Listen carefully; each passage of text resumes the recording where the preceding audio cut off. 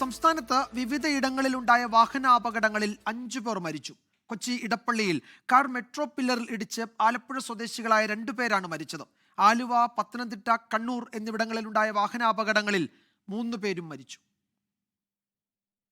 കൊച്ചി ഇടപ്പള്ളിയിൽ ചങ്ങമ്പുഴ പാർക്കിന് സമീപം ഇന്നു പുലർച്ചെ 3:30ഓടെയാണ് അപകടമുണ്ടായത്. കാർ നിയന്ത്രണം വിട്ട് മെട്രോ പില്ലറിൽ ഇടിക്കുകയായിരുന്നു. ആലപ്പുഴ സ്വദേശികളായ ഹാറൂൺ ഷാജി, മുനീർ എന്നിവരാണ് മരിച്ചത്. യാക്കൂബ്, ആദിൽ എന്നിവരെ ഗുരുതര പരിക്കുകളോടെ എറണാകുളം മെഡിക്കൽ ട്രസ്റ്റ് ആശുപത്രിയിൽ പ്രവേശിപ്പിച്ചു.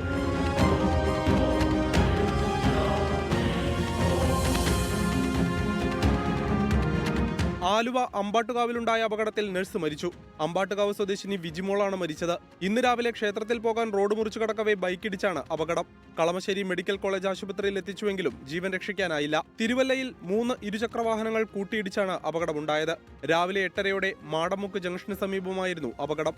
അപകടത്തിൽ കുറ്റപ്പുഴ സ്വദേശി ടിജു പി എബ്രഹാം മരിച്ചു. പരുക്കേറ്റ തൃക്കൊടിത്താനം സ്വദേശി വിഷ്ണു, ജിഷ്ണു എന്നിവർ തിരുവല്ലയിലെ ബിലീവേഴ്സ് ചർച്ച് മെഡിക്കൽ കോളേജ് ആശുപത്രിയിൽ ചികിത്സയിലാണ്.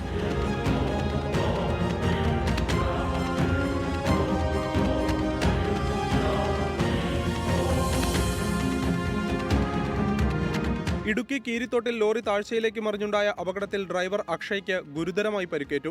സൂപ്പർ മാർക്കറ്റിലേക്ക് സാധനങ്ങൾ കയറ്റി വന്ന ലോറിയാണ് അപകടത്തിൽപ്പെട്ടത്.